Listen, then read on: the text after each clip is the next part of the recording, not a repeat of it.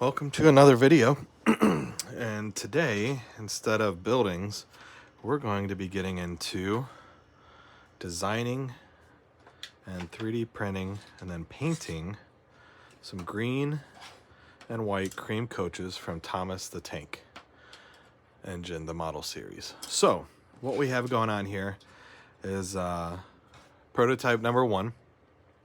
And if you're familiar with the green and white cream or green and cream coaches from the show, this should look pretty familiar. There's some issues with it. We'll go over that in a second.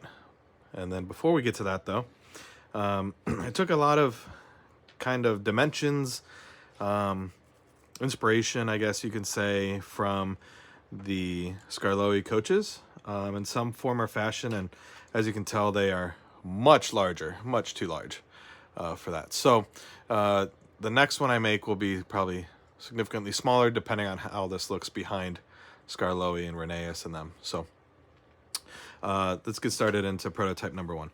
This was all designed in Fusion 360 and CAD. I'll likely will put up a video when I go to make my next one, so that way people can see how I designed that. This one was pretty easy, and not easy, kind of easy.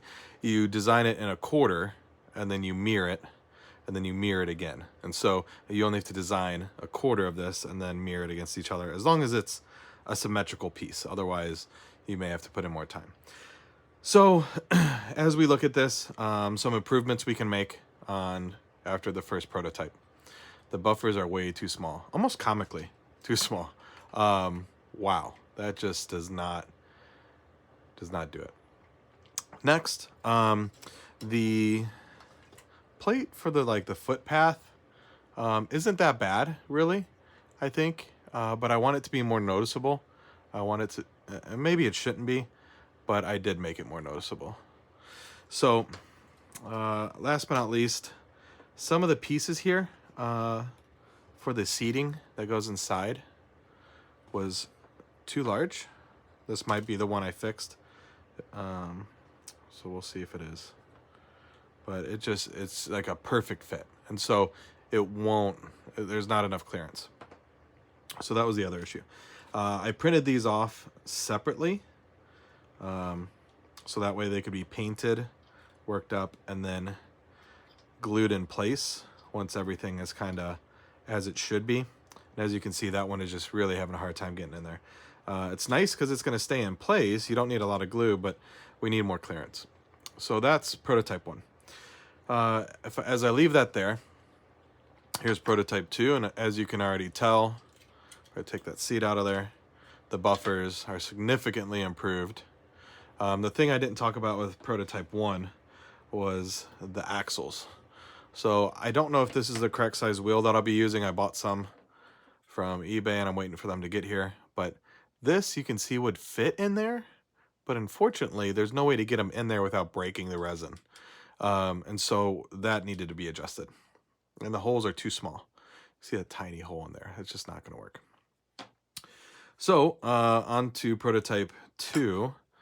Not only are the buffers better underneath, this wheel can fit in there no problem after making some adjustments, but the problem is it doesn't stay in there. If I tip it over, of course it's not going to do that now, but it's too loose, you know.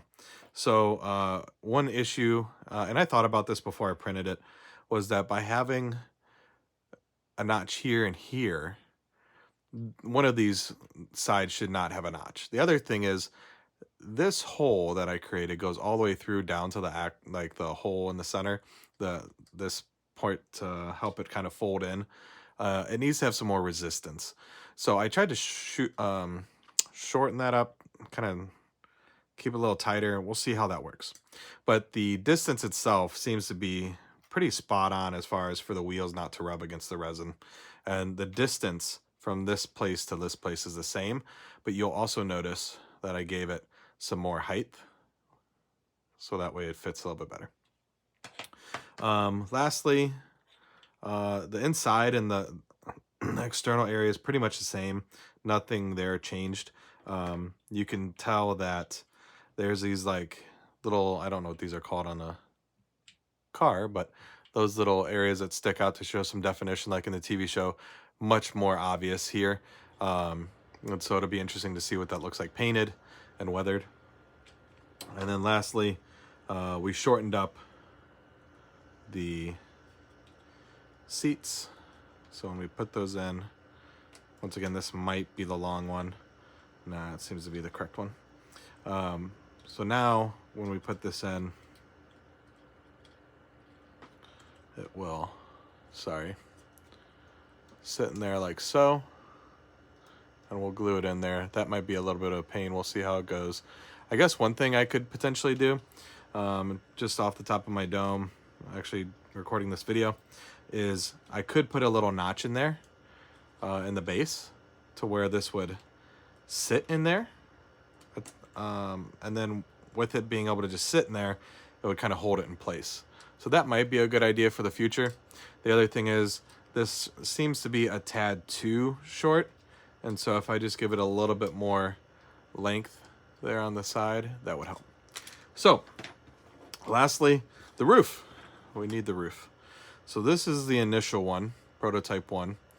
It doesn't do too bad. None of this has been sanded or cleaned up besides a rinse and a cure. So we have the rain rails there, whatever those are called.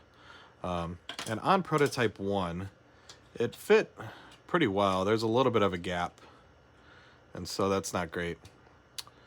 But if we paint it black, add some stuff underneath it, I don't think that'll be a big notice.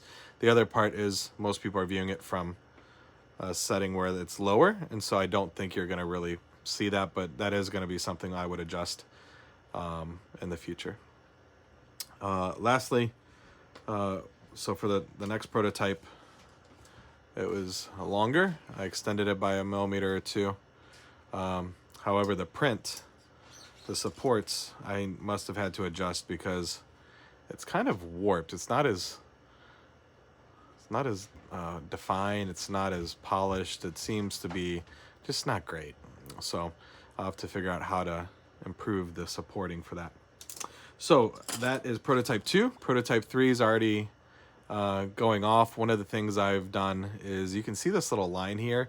That's to help delineate one area from the next. And I want that to be above these points. So I actually made this a little bit lower, and I lowered the buffers. My concern though is when I compare it to this model, I'd like the buffers to be at the same height, obviously, and the coupler. And so that might need to be adjusted as well. And then I also have to decide what type of coupler we're going to use here. So if you have any recommendations, drop them below.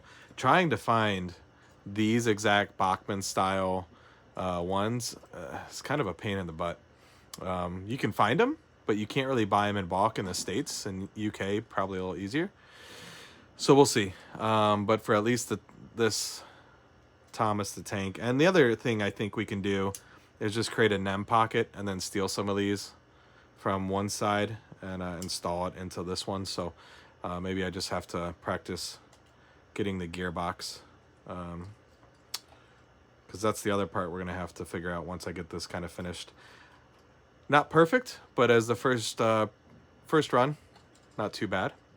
So these I'm creating for a Scarloe row layout, and we'll have more to come. So thanks for checking in. These files will be available once I'm satisfied with how they look, and I know that it's going to work well, and that there's no more kind of prototype versions. So if you have any thoughts, feedback, appreciate any comments below, and thanks for joining in.